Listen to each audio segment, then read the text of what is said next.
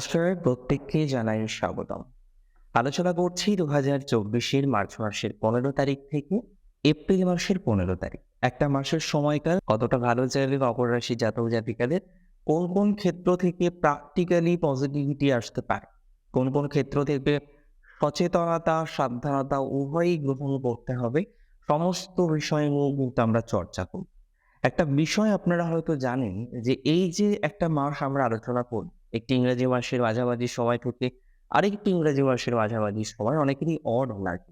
Actually বিষয়টা হলো এই সময়টা সাধারণত একটি বাংলা মাসকে নির্দেশ করে। আর এই মাসটি যেটি আমরা কথা বলবো মূলত চৈত্র মাসের রাশিফল, এবং এই সময়ে রবি গ্রহ তিনি কালপুরুষের দ্বাদশ রাশি অর্থাৎ মীন রাশিতে কিন্তু অবস্থান করবে। কি ফলাফল আসতে পারে চলুন দেখে নেওয়া যাক। সবার প্রথমে হেলথ নিয়ে একটু আলোচনা করি। আপনাদের রাষ্ট্রাধিপতি শনি দ্বিতীয় ১৫ তারিখ থেকে তিনি মঙ্গলের সাথে অবস্থান করবেন। বর্তমানে শুক্রও তার সাথে যুক্ত রয়েছে। খুব যে হেলথের ডিটোরিয়েশন হয়ে যাচ্ছে এরকম কিছু দেখছি না, তবে স্বাস্থ্য নিয়ে সামান্য একটু ভোগান্তির জায়গা থাকবে মোটামুটি মার্চ মাসের ২৫-২৬ তারিখের পর থেকে। সেই সময়ে হঠাৎ কিছু সিমটমিক বিষয় আপনি ফিল করতে পারেন বা আসতে পারে। যদিও সেটি ম্যাসিভ কোনো জায়গায় যাচ্ছে না এই মাসে।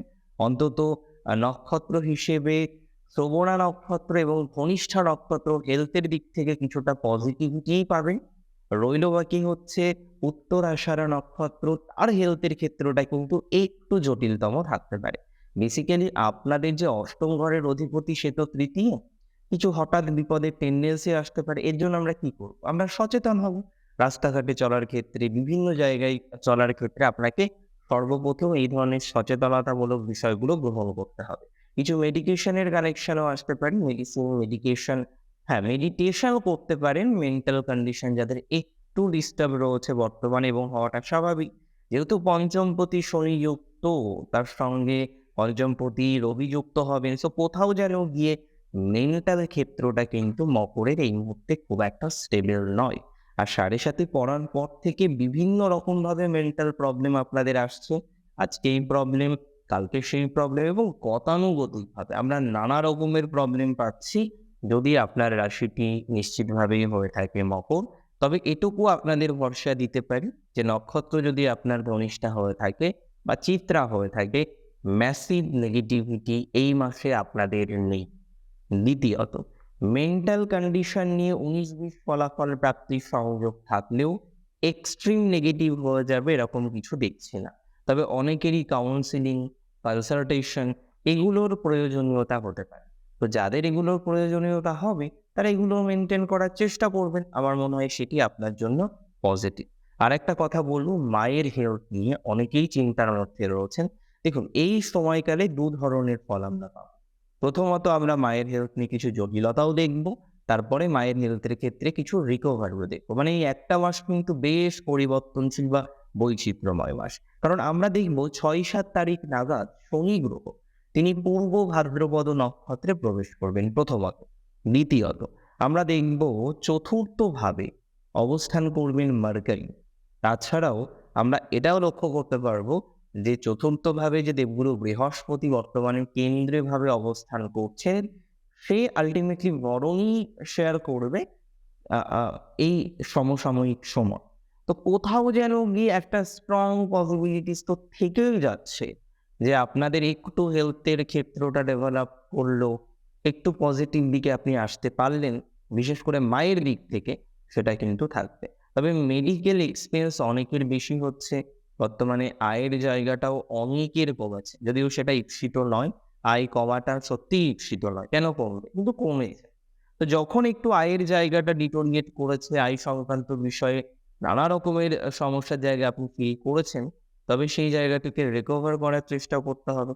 আমি কিন্তু স্ট্রংলি বিলিভ করি যে আয় সংক্রান্ত বিষয়ে কিছুটা রিকভারির জায়গা আপনাদের থাকছে। তবে ব্যয় গতানুগতিকভাবে যেমন ছিল তেমনই থাকবে, এবং এই জায়গাটা কিন্তু একটু মুশকিল। মকরের যেটা সবথেকে সমস্যা বর্তমানে তৈরি হচ্ছে, সেটা হলো বাড়ি বা গৃহকে কেন্দ্র করে। বাড়ি, গৃহ, পরিবার, পরিবারের সদস্য এদেরকে কেন্দ্র করে যেন একটা জটিলতার জায়গা, বিশেষ করে ধনিষ্ঠা কিন্তু ফিল করছেন। অ্যাকচুয়ালি ধনিষ্ঠা নক্ষত্রে জাতক জাতিকাদের এই ধরনের কিছু জটিলতার জায়গা লক্ষ্য করতে পারছি। ধনিষ্ঠা এবং শ্রবণা এই ২ নক্ষত্রের জাতক জাতিকাদের একটু জটিলতার জায়গা কিন্তু পরিবারে সংক্রান্ত বিষয়ে আছে। যদিও আমি স্ট্রংলি মনে করি পরিবারে সংক্রান্ত বিষয়ে আপনার ধনাত্মকতা এই মাসে বৃদ্ধিপ্রাপ্ত না হলেও সেটি আল্টিমেটলি পজিটিভ দিকেই যাবে। এবং এই মুহূর্তে যেটা সমস্যা, হঠাৎ করে একটা ফলস অ্যালিগেশন, একটা যন্ত্রণাময় পরিস্থিতির মধ্যে পড়া এবং কোথাও যেন এরকম একটা ফেস তৈরি হওয়ার কম্বিনেশন দেখতে পাচ্ছি, যেখানে আপনি কোনো অন্যায় করেননি, বাট তবুও আপনাকে একটা অন্যায়ের মধ্যে যুক্ত করে দেওয়া হলো। তবুও আপনাকে এমন একটা পরিস্থিতির শিকার হতে হলো, যেখানে যেন আপনিই সমস্ত গিল্টি করেছেন, আপনিই সমস্ত অন্যায় করেছেন এবং এটি নিয়ে আপনি খুব কনফিউজ থাকতে পারেন। তার একটা স্ট্রং পসিবিলিটিস লক্ষ্য করতে পারছি, যদি আপনার রাশিটি নিশ্চিতভাবেই হয়ে থাকে মকর রাশি। মকরের আরেকটা বিষয় আমি বলব, সেটা হলো নতুন জমি কেনার ক্ষেত্রে। দেখুন, কেনার ক্ষেত্রে এই সময়টা খারাপ। আমি যতটা বুঝি বা ট্রানজিট চার্ট অনুসারে যতটা প্রেডিক্ট করার চেষ্টা করছি, তাতে আপনার এই মুহূর্তে খুব নেগেটিভ কন্ডিশন চলে আসবে বলে অন্তত আমি মনে করছি না। কিন্তু প্রশ্ন হচ্ছে কি বলুন তো, যে এখন যেমন আছে চলছে, চালানো যাচ্ছে, ঠিক আছে, এভরিথিং ইজ ওকে, ফাইন। বিক্রির ক্ষেত্র নিয়ে আপনার একটা প্রবলেম আছে এবং এটা দীর্ঘমেয়াদী। আপনার একটা স্থাবর সম্পত্তি, একটা ফ্ল্যাট, একটা বাড়ি, এনিথিং যেটা আপনি দীর্ঘদিন ধরে ভাবছেন বিক্রি করবেন এবং দীর্ঘদিনের প্রচেষ্টা আপনার, বিক্রি হবে ঠিক হয়, কিন্তু বিক্রি আর হয় না। এই আপনার কাগজপত্র নিয়ে চলে যাচ্ছে, এই ১ সপ্তাহের মধ্যেই ক্রয় করে নেবে। কিন্তু কোথায় ক্রয় করছে, কোথায় বিক্রি হচ্ছে? আল্টিমেটলি অনেকের কাগজও ফেরত পাচ্ছেন। তো বেসিক বিষয়টা ঠিক এরকম, যে এই মুহূর্তে বিক্রির জায়গাটা কেমন শোভনীয় না। যে কারণে আপনি বারংবার চেষ্টা করার সত্ত্বেও আপনার বিক্রি হচ্ছে না। অ্যাকচুয়ালি বিক্রি হলে তো একটা আয় হবে, রাইট? বিক্রি হলে আপনার একটা হিউজ অ্যামাউন্ট পকেটে ঢুকবে। কিন্তু সেই জায়গাটাতে একটা সমস্যার জায়গা আছে জ্যোতিষশাস্ত্র অনুসারে বা আপনার চার্ট অনুসারে। তো যেহেতু এরকম একটা প্রবলেম আমরা ফেস করছি, ফিল করছি, তো সেই জায়গায় দাঁড়িয়ে এখনই বিক্রি হয়ে যাবে, না, এরকম কিছু আমি অন্তত এক্সপেক্ট করছি না। এটা হয়তো পরবর্তীকালে একটু পজিটিভ দিক আপনাদের ক্ষেত্রে প্রদান করবে। আরেকটা বিষয়, সেটি হচ্ছে ফ্ল্যাট নতুন কিনতে চাইছেন। দেখুন, কিনবেন, কোনো অসুবিধা নেই, কিন্তু ডেলিভারি কিন্তু এখনই দরকার। মানে আপনি ইনভেস্ট করবেন, টাকা দেবেন, সেই টাকার যে ফলাফল, মানে যেটা আপনি অ্যাকচুয়ালি যেটা টাকা দিয়ে আপনি আর্ন করবেন, মানে টাকা দেওয়ার ফলে যেটা নেবেন, সেটা যেন এই সময়ের মধ্যেই ডেলিভারি হয়ে যায়। না হলে কিন্তু একটু জটিলতা থাকতে পারে। সো উই হ্যাভ টু আমাদের এই বিষয়টাকে নিয়ন্ত্রণ করার যথাসম্ভব চেষ্টা সেটা কিন্তু করতে হবে। আরেকটা কথা আপনাদের বলি, রাশি মকরে, সেটি হলো বর্তমানে সময়ে আপনাদের রিলেশনশিপের স্ট্যাটাস খুব একটা ভালো নয়। কারণ বিগত দিনে আপনি খেয়াল করেছেন যে একটা সময়ের পর থেকে আস্তে, আস্তে মানুষগুলো আপনার থেকে চলে গেছে এবং যারা এসেছে এরকম নয় আপনি কোনো সাপোর্ট পাননি। এটা বললে হয়তো ভুল হয়ে যাবে। এসেছে, কিন্তু যে মানুষগুলো এসেছে তারা রেজিস্ট করেনি। আপনি বুঝতে পারছেন? মানুষ অনেক এসেছে, অনেকের সাথে আপনার কথা হয়েছে। কিন্তু সমস্যাটা হয়েছে মানুষগুলো আসার পর যে রেজিস্ট করবে, সেই রেজিস্ট করার কিন্তু জায়গা দেখতে পাচ্ছি না বা রেজিস্ট করেনি। এবং অনেকের ক্ষেত্রে এমন হলো সম্পর্কের গভীরতা বেড়েছে। আপনি তাকে নিজের একটা অভিভাবক হিসেবে ভাবতে শুরু করেছেন এবং মকরের এমন অনেক রিলেশনশিপ রয়েছে বিয়ন্ড এনি আদার মিন, মানে আমি বোঝাতে পেরেছি নিশ্চয়? হ্যাঁ, একদম এথিক্যাল, তার সাথে ইটারনাল একটা ফিলিংস কোনো মানুষের সাথে রয়েছে, কিন্তু সেই মানুষও কিন্তু আল্টিমেটলি রেজিস্ট করেনি। যেটা আপনার ক্ষেত্রে একটা কষ্টের কারণ, অন্যতম দুঃখের কারণ। এখানে যদি আপনি আমায় প্রশ্ন করেন যে কথাটা ঠিক, তাহলে এর ভবিষ্যৎ কি হতে পারে? দেখুন, মকরের ৩ নক্ষত্রের ৩ ধরনের ফল পাবেন। ধনিষ্ঠার রিলেশনশিপ টেকার সম্ভাবনা দেখছি না। সরি, ধনিষ্ঠার ক্ষেত্রে এই মুহূর্তে একটু ডিস্টার্ব হয়ে যাওয়ার মতো কম্বিনেশন রয়েছে। যদিও আমার মনে হয় এই জায়গাটা এই মুহূর্তে রিকভার না হলেও আমরা একটু করে এক্সপেক্ট করতে পারি যোগাযোগ বৃদ্ধির ক্ষেত্রটা, সেটা ৩১ তারিখের পরে, মার্চ মাসে। তবে এখানে আপনার একটা বুদ্ধির জড়তা কাজ করবে। আপনার রিলেশনশিপ ভেঙে গেছে, আপনাকে প্রচুর পরিমাণে কষ্ট দিয়েছে এবং এগুলো সব অতীত। এগুলো অলরেডি ইউ ডিড বা সে করেছে। এবার গিয়ে যেটা প্রশ্ন আসবে, যেটা কোয়েশ্চেন মার্ক থেকে যায়, সেটা হলো এগুলোর পরে আপনি দেখলেন ৩১ তারিখের পরে সেই মানুষটি বা সেই প্রিয় মানুষটি ফিরে আসলেন, অ্যাপ্রোচ করলেন এগেইন রিলেশনশিপে আসার জন্য, হোয়াটএভার থাকার জন্য। বাট আপনার এই যে বুদ্ধির জড়তা, আপনি আবার তাকে হয়তো সুযোগ দেবেন এবং সিমিলার ঘটনা আবার হয়তো আগামীতে ঘটবে। তো কোথাও যেন গিয়ে আমি এটাই বলতে চাইছি যে এই সময়ে ডিসিশনটা খুব প্রিসিয়াসলি নিতে হবে। যদি সেটা আমরা নিতে পারি, সেটা কিন্তু অনেকটা বেটার দিকে যাবে।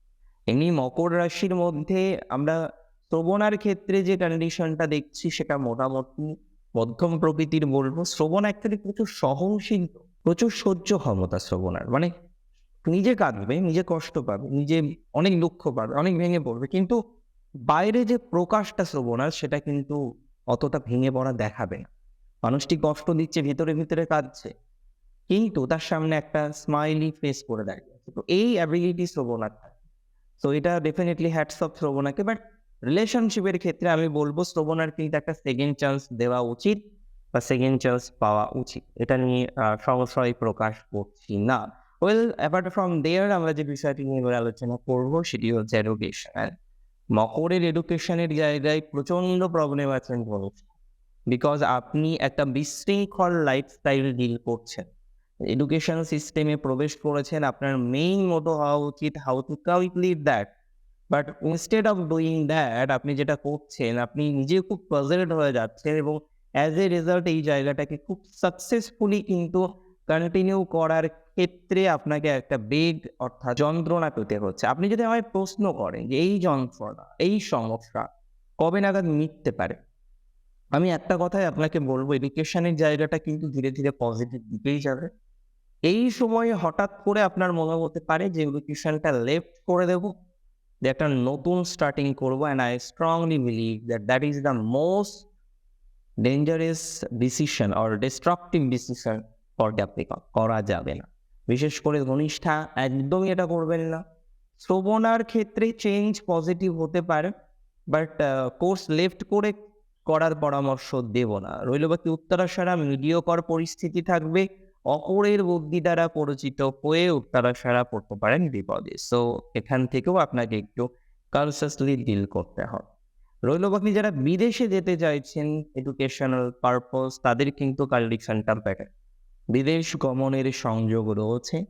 যারা বিদেশে ভিসার জন্য অ্যাপ্লাই করেছেন, যে ধরনেরই ভিসা হোক না কেন, আমার মনে হয় সেক্ষেত্রে পজিটিভিটির মাত্রাটা অনেকটা বাড়তে পারে। আরেকটা কথা আপনাদের বলে রাখি, দীর্ঘমেয়াদী হয়ে গেছে আপনার জীবনকাল, আপনি রয়েছেন ফরেনে এবং আপনি ভাবছেন যে এবার হয়তো পরিবার বৃদ্ধির কথা ভাবা যেতে পারে, বিকজ আপনি এডুকেশনাল পারপাস দিয়েছিলেন। দেন শ্রী গণেশের অসীম কৃপাতে, ঈশ্বরের কৃপাতে আপনি একটা জায়গা তৈরি করতে পেরেছেন। Now you are doing a good job with handsome salary. But প্রবলেমটা হলো আপনার পরিবারের রিলেটেড ম্যাটার নিয়ে আপনি খুব একটা স্যাটিসফাইড নন। এখানে গিয়ে প্রবলেম কি হচ্ছে সেটাও আমাকে ব্যক্ত করার চেষ্টা করতে হবে।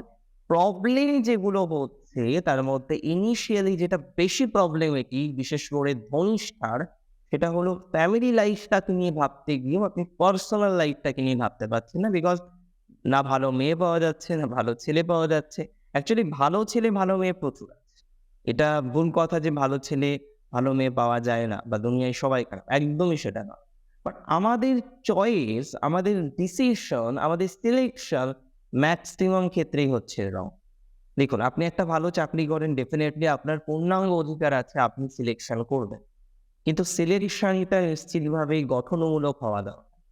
যখনই ডিস্ট্রাকটিভ সিলেকশন করবেন তখনই প্রবলেম। রিলেশনশিপ, বিবাহ, এই সমস্ত বিষয়ের মধ্যে জেদ থাকাটা একদমই কিন্তু শোভনীয় নয়। আপনার বিবাহের সংযোগ যদিও আমি দেখতে পাচ্ছি এবং আমার মনে হয় বিদেশে যারা আছেন পরিবার বৃদ্ধির ক্ষেত্রে একটা কদম এগিয়ে থাকবে এই সমসাময়িক সময়। রইল বাকি প্রফেশনাল লাইফ, ওয়েল, যারা স্বদেশ বিদেশ মিলিয়েই প্রফেশনাল লাইফটাকে বলবো, নক্ষত্র অনুসারেও বলার চেষ্টা করব। যারা সার্ভিস করছেন, ওয়েল অ্যান্ড গুড, সার্ভিস চলছে, বাট মেইন প্রবলেম আপনার অন্য জায়গায়। কোনো একটা সম্পর্ক আপনাকে যন্ত্রণা দিচ্ছে এবং অ্যাডিশনালি আপনার সার্ভিসের ক্ষেত্রে উন্নতি আছে, এটা নয় যে একেবারে উন্নতি নেই, আপনি বসে আছেন, নট লাইক দ্যাট। বাট আরও ডেভেলপমেন্ট প্রয়োজন এবং ডেফিনেটলি একটা গতানুগতিকভাবে পরিবর্তন প্রয়োজন রয়েছে। আপনি অনেক ট্রাই করছেন পরিবর্তন করার, বাট নট ইয়েট, এখনো পর্যন্ত সেই জায়গাটাকে সাকসেস করতে পারেননি, সফলতা সেই সংক্রান্ত বিষয় এখনো আসেনি। স্ট্রংলি বিলিভ এই ধরনের একটা বিষয়বস্তু তৈরি হবে যদি আপনার রাশিটি হয়ে থাকে নিশ্চিতভাবেই মকর রাশি। মকরের নক্ষত্র অনুসারে ধনিষ্ঠার গ্রোথ সবথেকে বেশি দেখবেন এই সময়। শ্রবণার গ্রোথ আছে, পরিবর্তনশীলতার জায়গাও শ্রবণার থাকবে। তবে শ্রবণাকে কিছু জিনিস সহ্য না করা থেকে বিরত থাকতে হবে। মানে সহ্য করা থেকে বিরত থাকতে হবে। সহ্য করা যাবে না এবং কিছু, কিছু দায়িত্ব যেগুলো আপনি অতিরিক্ত মাত্রায় পাচ্ছেন এটির ফলে কিন্তু হেলথ ইস্যু হয়ে যেতে পারে। অ্যাডিশনাল নানা রকম problem may arise. So you have to conscious এবং যতটা আপনার দায়িত্ব নেওয়ার কথা তার বাইরে দায়িত্ব নেওয়ার কোনো প্রয়োজনীয়তা নেই। Don't take more duty and responsibility to impress someone. এটা করা যাবে না। এটি কিন্তু শ্রবণার জন্য ডিস্টার্বমূলক। উত্তরাষাঢ়ার শত্রু সংখ্যাটা বাড়বে। তো অ্যাজ এ রেজাল্ট একটু কনস্পিরেসি, একটু পলিটিক্স এই জায়গাগুলো আপনাকে ফিল করতে হতে পারে। খুব সচেতনতার সাথে ডিল করবেন। 3rd and 8 এর কম্বিনেশন রয়েছে। প্রচুর বন্ধু মুখোশধারী মানুষ আছেই যারা আপনাকে ক্ষতি করার চেষ্টা করতে পারে। একটু কনসিয়াসলি ডিল করতে হবে উত্তরাষাঢ়াকে। এমনিতে যদি সেলফ প্রফেশনের কথা বলি, ওয়েল অ্যান্ড গুড। একটু বয়স্ক মানুষের সাথে ডিল করতে আপনার সুবিধা হতে পারে। বাট এই মুহূর্তে যে কন্ডিশন দেখছি সেলফ প্রফেশন ছেড়ে দিয়ে নতুন কিছু একটা শুরু করব, এই ধরনের ডিসিশন কিন্তু কনস্ট্রাকটিভ হবে না। সো আমার এটা আপনার কাছে অনুরোধ এবং সেক্ষেত্রে কিন্তু অবশ্যই একটা জিনিস মাথায় রাখতে হবে, anything change regarding self profession নক্ষত্র যদি ধনিষ্ঠা হয়ে থাকে একদমই করা যাবে না। নক্ষত্র যদি শ্রবণা হয়ে থাকে চেঞ্জের কথা ভাবা যেতে পারে। উত্তরাষাঢ়া চেঞ্জ করতে পারে। উত্তরাষাঢ়ার এমনিতে একটু প্রবলেম আছে বর্তমানে সেলফ প্রফেশনে। মার্কেটিং এর জায়গাটা বেশ ডিস্টার্ব হয়ে রয়েছে এবং মনিটারি বিষয় নিয়ে কোনোভাবে স্টেবল হতে পারছে না। এটা উত্তরাষাঢ়ার একটা কমসি আমি বলবো, যে কারণে আপনার এটা একটা মেন্টাল প্রেশারের অন্যতম কারণ। আচ্ছা, এবার আমরা চলে আসি ডেফিনেটলি বিজনেসে। বিজনেসের ক্ষেত্রে কিন্তু আমি মনে করি মকরের একটা ভালো সময়। বিশেষ করে বৈদেশিক যোগাযোগ ইত্যাদি, ইত্যাদি জন্য যারা চেষ্টা করছেন তারা কিন্তু একটা বেটার টাইমিং পাবে এবং এটুকুও আপনাকে মনে রাখি যারা already export import related business করেন, দূরের সাথে কানেকশন রয়েছে, ওয়েল এই জায়গাটা একটু পজিটিভ হবে বলে মনে হচ্ছে।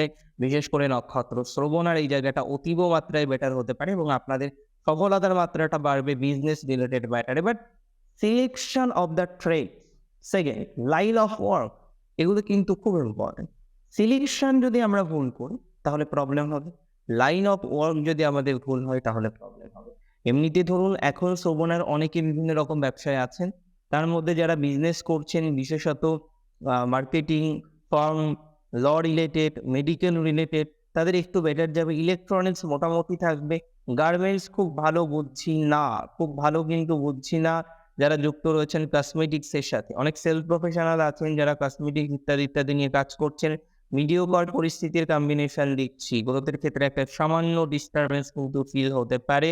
So we have to aware, আমাদের সতর্কতা অবলম্বন করে বিষয়টিকে নিয়ন্ত্রণ করার চেষ্টা করতে হবে। বিবাহ সংক্রান্ত বিষয়ে মকরের গ্রোথ আছে। বিদেশে যারা আছেন তাদের গ্রোথটা বেশি থাকবে। এমনি যারা স্বদেশে আছেন তাদের ক্ষেত্রেও গ্রোথ দেখতে পাচ্ছি। আজকের অনুষ্ঠান মূলত ছিল মকর রাশি জাতক জাতিকাদেরকে নিয়ে 3টি নক্ষত্র নিয়ে চেষ্টা করলাম যেটুকু বুঝি সেটুকু অনুসারে প্রেডিকশন করার। কেমন লাগলো আজকের অনুষ্ঠান আমাকে জানাবেন। আর প্রচুর প্রচুর প্রচুর ভালো থাকতে হবে, অনেক বেশি ভালো থাকুন। জয় শ্রী গণেশ।